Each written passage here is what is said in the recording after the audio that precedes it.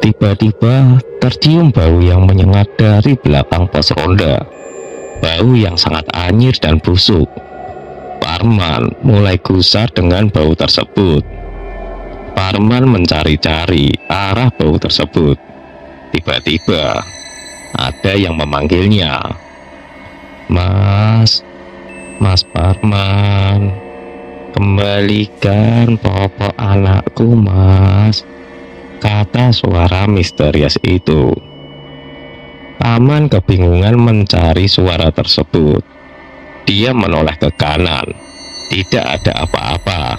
Dan saat dia menoleh ke kiri, nampak sesosok mengerikan sedang berjongkok di sampingnya.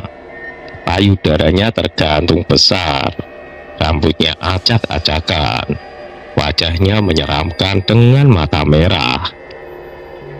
Senyumnya menyeringai lebar hingga sampai ke telinga dengan gigi-gigi yang runcing.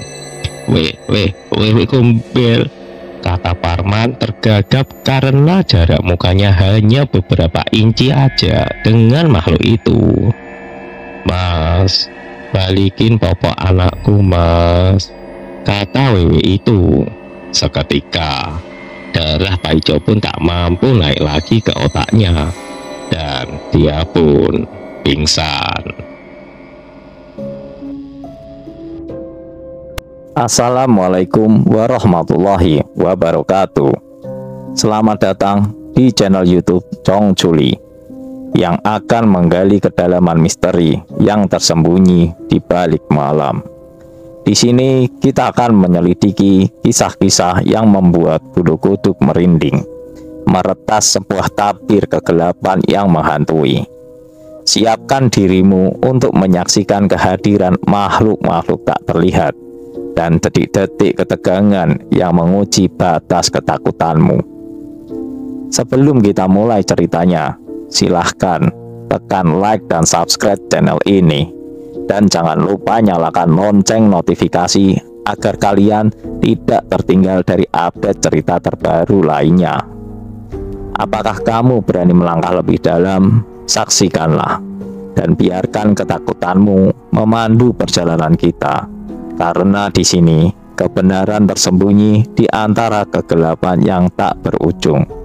Selamat menyelam ke dalam mimpi buruk yang sesungguhnya.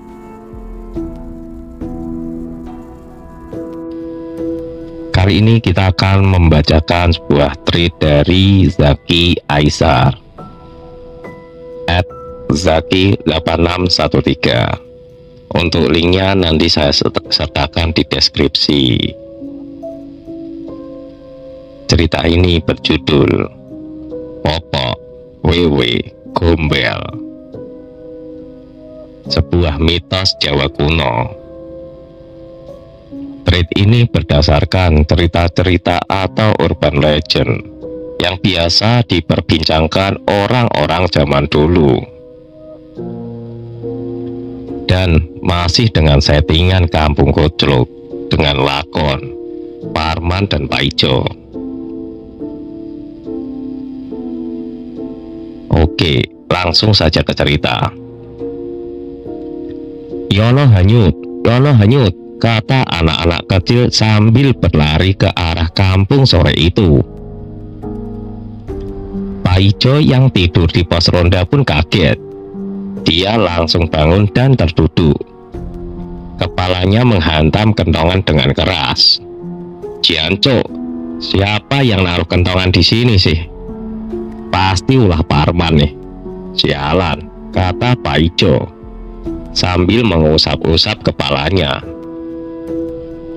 Tak lama kemudian, salah satu anak yang berlari di belakang rombongan anak tadi melewati pos ronda. Berhenti dulu. Ada apa sih kok ribut-ribut? Kata Pak Ijo penasaran. Mardiono, anaknya Pak Wagiman hanyut di sungai, Lek Jo, kata anak-anak itu terbata-bata. Pak Ijo pun heboh sendiri.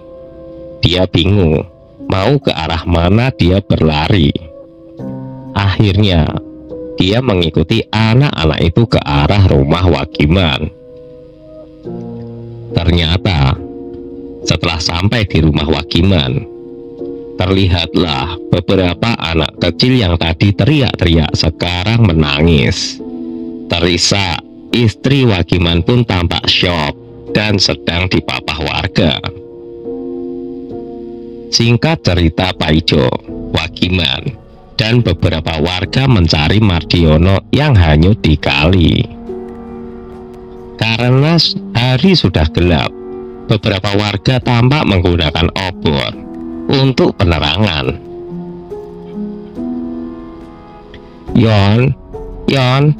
Yono. Para warga meneriaki sambil mencari Mardiono. Percuma diteriakin, kalau beneran dia hanyut pasti dia sudah, kata Kemis yang terdiam ketika disaut oleh Paijo. Bus, jangan ngomong kayak gitu. Kita harus tetap yakin Mardiono masih hidup selama belum kita temukan tubuhnya, kata Paijo. Mereka terus mencari di malam itu, dan akhirnya Mardiono ketemu, teriak salah seorang warga. Orang-orang segera menghampiri suara tersebut. Terlihat Mardiono sedang terduduk di rerumputan yang dekat dengan pinggiran kali dengan muka ketakutan. Wagiman langsung memeluk anaknya sambil menangis terseduh-seduh. Singkat cerita, para warga yang telah menemukan Mardiono segera membawa pulang ke rumahnya. Istri Wagiman menangis dan memeluk anaknya. "Walah, kamu nggak apa-apa, Nak," kata istri Wagiman sambil terisak dan menepuk-nepuk tubuh anaknya. Mardiono hanya mengangguk. "Ceritakan kepada bapak, Nak. Sebenarnya tadi kamu kenapa?" tanya Wagiman kepada anaknya. Para warga masih berkumpul di rumah Wagiman. Mereka menanti cerita dari Mardiono. Tadi Dion main di pinggir kali, Pak. Nyari cebong. Tiba-tiba ada suara gemuruh. Ternyata itu banjir, Pak. Teman-teman Dion pada lari semua. Dion terkejut. Tiba-tiba air udah ada di depan Dion. Dion udah pasrah. Tiba-tiba Dion ditarik dan dilempar ke atas oleh sosok yang gak kelihatan, Pak, kata Mardiono menjelaskan sambil masih ketakutan. Teman-teman Mardiono pun terkejut karena mereka sendiri merasa sangat sulit dan mustahil Mardiono meloloskan diri dari banjir yang menerjang begitu cepat. Seketika warga pun gempar dengan kesaksian Mardiono. Mereka menduga bahwa Mardiono diselamatkan Singo Maruto yang mereka anggap sebagai jin penghuni pohon asem yang ada makam danyang desa. Di rumah Wagiman, Paijo sedari tadi tampak celingak-celinguk mencari-cari teman baiknya si Parman yang tampak di antara para warga. "Si wedus Parman kemana sih? Orang-orang pada ribut malah gak kelihatan," kata Paijo kesal. Paijo pantas kesal karena Parman dan Paijo baru saja diangkat menjadi hansip oleh Pak Lurah. Setelah masa hukuman mereka selesai, Paijo menganggap seorang hansip ia seharusnya hadir ketika ada keributan warga seperti ini. Ya itulah Desa Kucluk, mantan maling dijadikan hansip. Persis seperti cerita negeri seberang, mantan pemakai narkoba jadi duta anti narkoba. Orang yang gak hafal Pancasila jadi duta Pancasila. Setelah mendengar cerita Mardiono, Paijo segera meninggalkan rumah Parman dan menuju ke pos ronda. Kira-kira Beberapa meter sebelum sampai pos ronda, Pak Ijo melihat teman baiknya si Parman sedang enak-enakan ngopi sambil ngerokok di pos ronda. Si Luwak lagi enak-enakan ngopi di pos ronda ternyata. Gumam Pak Ijo kesal. Pak Ijo mengambil sebuah batu dan bergegas menghampiri Parman. Dan sebelum kita lanjut, kita flashback dulu ke beberapa jam sebelumnya. Sore itu adalah hari pertama Parman dan Pak Ijo menjadi hansip di kampungnya. Pak Lurah sangat senang melihat Parman dan Pak Ijo yang sangat rajin bekerja di saat masa hukumannya. Jadi Pak Lurah mengangkat mereka menjadi hansip dengan harapan mereka gak jadi maling lagi. Sebagai hansip, mereka diharuskan menjaga pos ronda dan berkeliling kampung untuk memastikan keamanan kampung. Pak Lurah juga berpesan, menjelang maghrib, mereka harus mengingatkan anak-anak untuk tidak main di luar rumah, karena dikhawatirkan nanti diculik wewe gombel. Man, udah maghrib nih, kamu muter ya, kata Pak Ijo. Lah kamu? Tanya Parman. Aku ngantuk banget Man, mau tiduran bentar, kata Pak Ijo.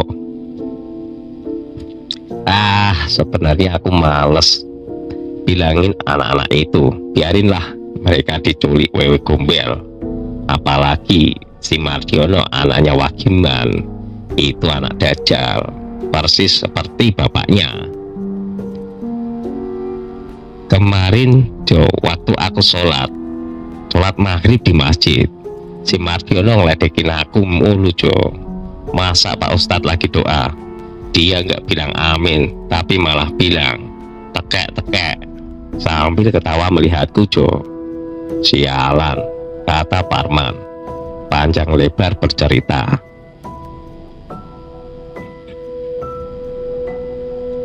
Jojo, kata Parman sambil melihat temannya yang ternyata sudah ngorok. Wah, wedus, diajak ngobrol malah ngorok, kata Parman kesal. Akhirnya Parman pun menurunkan tali kentongan dan menaruh kentongan tepat di depan muka Pak Ijo. Jadi ntar kalau Pak Ijo bangun, kepalanya bakal kena kentongan, pikir Parman. Kikik modar kamu Jo, kata Parman sambil cekikikan. Singkat cerita, Parman pun berjalan sendiri menyusuri desa untuk mengingatkan anak-anak agar segera pulang ke rumah. Sampailah Parman ke suatu daerah yang terdapat pohon bambu yang lebat. Tiba-tiba Parman melihat seorang gadis cantik sedang menjemur kain di antara pohon bambu itu. Loh, kok ada cewek cantik lagi jemur sore-sore ya? Gumam Parman. Jemur apaan tuh ya? Lah, kayak cangcut, kata Parman. Sadar, sedang diawasi Parman, cewek itu pun melihat ke arah Parman. Cewek itu hanya menggunakan kain jari dengan bodi yang sangat montok. Dadanya besar, kulitnya putih bersih, rambutnya hitam panjang dengan wajah artis-artis Korea sedang tersenyum melihat Parman yang sedari tadi mengawasinya. Parman tersipu malu dan mengalihkan pandangannya sambil pura-pura berciul saat kembali melihat cewek itu. Loh, dia hilang kemana ya? Kata Parman kebingungan. Parman celingak-celinguk mencari keberadaan cewek tersebut. Sejenak kemudian, Parman menghampiri tempat di mana cewek tadi sedang menjemur kain. Ketika sampai di tempat itu, Parman Parman masih melihat kain yang dijemur tadi di ranting pohon bambu yang memang agak melintang. Ini apa ya? Kayak popok bayi tapi kok gede ya? Gumam Parman. Popok bayi zaman dulu bukan seperti pampers, tapi hanya kain persegi yang ujungnya ada tali yang fungsinya mengikat popok itu di pinggang. Parman mengambil kain itu dan sesekali menciumnya. Kok agak pesingan ya? Gumam Parman. Otak kotor Parman segera berimajinasi. Dia membayangkan cewek cantik tadi memakai kain itu tanpa pakai apa-apa lagi di dalamnya, dan bau agak pesing itu. Parman terlihat ngiler dan beberapa kali laki-laki mencium kain tersebut. Aku simpen aja lah, lumayan punya cewek cantik, hehehe, kata Parman sambil memasukkan kain itu di saku celananya. Parman kembali mengitari desa. Namun dia sedikit merasa aneh karena tiap orang yang disapanya tidak menjawab dan hanya berlalu di hadapannya. Jancuk, orang-orang udah pada gila apa ya? Kata Parman kebingungan. Akhirnya Parman tiba di daerah dekat sungai karena Parman tahu banyak anak kecil yang main di sungai tersebut. Parman melihat dari kejauhan beberapa anak masih main di pinggir sungai. Parman berteriak, "Woi, balik, udah hampir maghrib, ntar kalian diculik wewe gombel lo," teriak Parman. Teriakan Parman sama sekali gak digubris anak-anak itu. Akhirnya Parman pun kesal dan menghampiri mereka. Parman makin mendekat ke arah anak-anak tadi dan dia melihat Mardiono sedang mencari cebong di pinggiran sungai. "Woi, bocah dajal, balik, udah sore," kata Parman. Mardiono masih asik mencari cebong dan tidak memperdulikan kata-kata Parman. "Woi kampret, udah nyari cebong, pulang," kata Parman sambil membentak Mardiono. Mardiono masih sama dan tidak memperdulikan Parman. Tiba-tiba anak-anak lain yang ada di situ berlarian. "Banjir, banjir," kata mereka berteriak sambil berlari. "Woi kampret, banjir tuh," kata Parman yang panik meneriaki Mardiono. Mardiono hanya berdiri mematung sambil melihat air yang meluap di depannya. Tangannya masih memegang beberapa kecebong. Kakinya lemas dan gak kuat digerakkan. Seketika wajahnya pucat seperti sudah tidak ada darah yang mengalir. Parman langsung berlari, tangannya meraih baju Mardiono dan menariknya dari pinggir sungai, dan Mardiono pun dilempar ke rerumputan yang tak terjangkau banjir. Mardiono masih terduduk kaku. Wajahnya masih pucat seperti tak mengerti dengan apa yang barusan terjadi. Parman terengah-engah dan dia lega melihat Mardiono masih selamat. "Udah balik sono, jangan duduk kaku di situ," kata Parman. Mardiono masih terdiam. Parman ingin mendatangi Mardiono dan ingin menariknya, tapi tiba-tiba dia sadar bahwa sandalnya putus saat lari kencang tadi. "Jangkrik, sandal masih kredit di warung Kang Bejo udah putus. Sialan," kata Parman kesal. Parman meninggalkan Mardiono sendirian karena dia merasa kalau berurusan dengan anak itu nasibnya selalu sial. Parman menenteng sandalnya dan dia berniat memperbaiki sandalnya di pos ronda. Sampai pos ronda, Parman tidak melihat Pak Ijo, tapi dia malah melihat Mbah Suroso, pedagang bakso keliling, sedang duduk di pos ronda. "Wah, enak nih, ngutang bakso dulu ah," kata Parman sambil mengambil posisi duduk di samping kiri Mbah Suroso. "Mbah, bakso yang pedes, Mbah," kata Parman. Mbah Suroso masih terdiam sambil menyulut rokok kelobot. "Woi, bakso woi," kata Parman sedikit keras, dan Mbah Suroso pun tetap diam, seperti tidak melihat Parman. Tiba-tiba Mbah Suroso terbatuk-batuk, tersedak asap rokok. Mbah Roso meludahi ke arah kirinya karena dia kaget.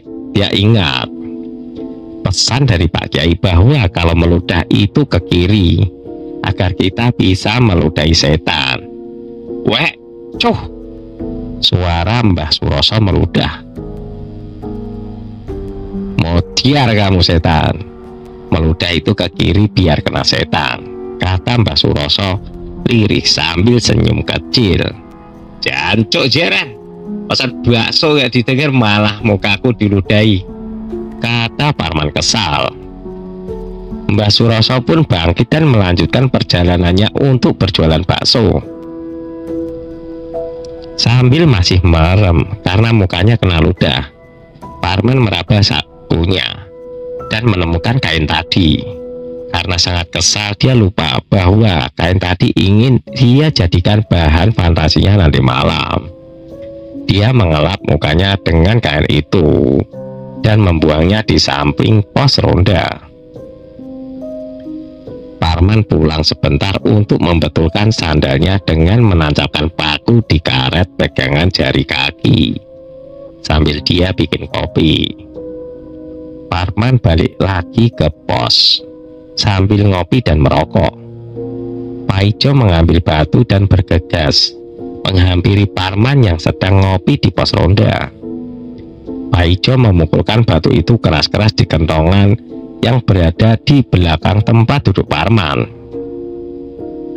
Parman yang sedang menyeruput kopi panas pun kaget bukan main, sampai mukanya tersiram kopi. "Ya bang bayi, aduh panas, kata Parman tergopoh-gopoh. "Modiar kamu, orang pada heboh nyariin Mardiono, malah kamu enak-enakan ngopi," kata Pak Ijo kesal. "Jancuk, kamu ngagetin aja Jo, kopiku sampai tumpah ke muka Cok," kata Parman membalas. "Bodoh amat, kamu dari mana sih?" kata Pak Ijo kesal. "Tadi aku keliling Jo, kamu yang enak-enakan tidur," kata Parman menjelaskan. "Kamu nggak tahu ya kalau Mardiono tadi dicariin warga," kata Pak Ijo. "Lah bodoh amat, itu anak dajjal bikin sial," kata Parman sambil ngupil. "Oh dasar wong edian," kata Pak Ijo berlalu sambil menghabiskan sisa kopi Parman. "Sialan, kopiku dihabisin," kata Parman. "Woi, mau kemana Jo?" kata Parman meneriaki Pak Ijo. Dari kejauhan, Pak Ijo hanya meledek dengan mengarahkan pantatnya ke Parman. "Wong edian," gumam Parman. Parman kembali merokok sambil menyanyikan lagu campursari kesukaannya. Tiba-tiba tercium bau yang menyengat dari belakang pos ronda. Bau yang sangat anyir dan busuk. Parman mulai gusar dengan bau tersebut. Parman mencari arah bau tersebut. Tiba-tiba ada yang memanggilnya. Mas Parman, kembalikan popok anakku Mas," kata suara misterius itu. Parman kebingungan mencari suara tersebut. Dia menoleh ke kanan, tidak ada apa-apa. Dan saat dia menoleh ke kiri, nampak sesosok mengerikan sedang berjongkok di sampingnya. Payudaranya tergantung besar, rambutnya acak-acakan, wajahnya menyeramkan dengan mata merah. Senyumnya menyeringai lebar hingga sampai ke telinga dengan gigi-gigi yang runcing. Wewe Gombel, kata Parman tergagap karena jarak mukanya hanya beberapa inci aja dengan makhluk itu. Mas, balikin popok anakku, Mas, kata wewe itu. Seketika darah Paijo pun tak mampu naik lagi ke otaknya dan dia pun pingsan. Jadi menurut kepercayaan orang Jawa kuno, seseorang yang menemukan popok wewe Gombel dan membawanya, maka dia akan bisa menghilang. Itulah kenapa Parman tak kelihatan ketika dia mengantongi popok tersebut. Jadi yang menyelamatkan Mardiono bukanlah Singo Maruto, sang penunggu pohon angker, tapi Parman. Pelajaran yang bisa kita petik adalah berbuat baiklah kepada siapapun, meskipun tidak ada orang yang melihat kita. Selesai. Terima kasih telah bergabung dengan petualangan menegangkan di saluran YouTube kami. Namun ini hanyalah awal dari banyak petualangan yang menunggu di depan. Kami sangat bersemangat untuk menghadirkan lebih banyak cerita seru, penemuan misterius, dan momen-momen tak terlupakan yang akan membuat bulu kuduk kamu merinding. Jangan lupa untuk memberitahu kami pendapat kamu tentang video ini di kolom komentar, dan jika kamu memiliki saran atau cerita menarik, bisa menghubungi kami melalui email. Dan jangan lupa untuk subscribe dan nyalakan lonceng notifikasi, agar kamu tidak ketinggalan setiap video seru dan menegangkan berikutnya. Bersiaplah untuk terus terlibat dalam petualangan horor yang tidak terlupakan di saluran ini. Sampai jumpa di video berikutnya. Tetap waspada karena dunia misteri selalu penuh dengan kejutan yang menanti. Selamat malam dan hati-hati. Jangan pernah berjalan sendirian di malam hari. Siapa tahu ada yang mengikutimu dari belakang.